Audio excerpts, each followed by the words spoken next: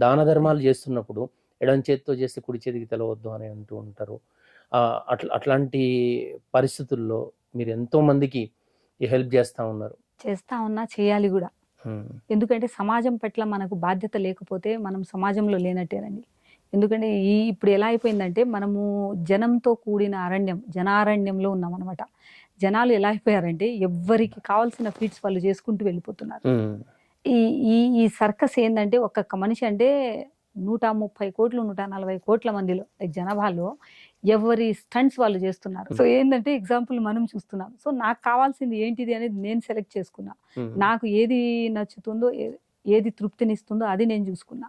అలా అందులో నా స్వార్థం ఉంది కదా, నా సాటిస్ఫాక్షన్ నా స్వార్థమే కదా, నన్ను నేను తృప్తిగా ఉంచుకోవడం నా స్వార్థమే కదా. సో అదే నా స్వార్థం. ఏంటంటే సమాజం పట్ల బాధ్యతగా ఉండడం, సమాజాన్ని మనం ఎంతో కొంత మనం చేయాలి సమాజానికి, మనం ఈ భూమి మీద పుట్టినందుకు అనే ఒక చిన్న ఎగ్జాంపుల్ అది నాకు నేను తీసుకున్నటువంటిది.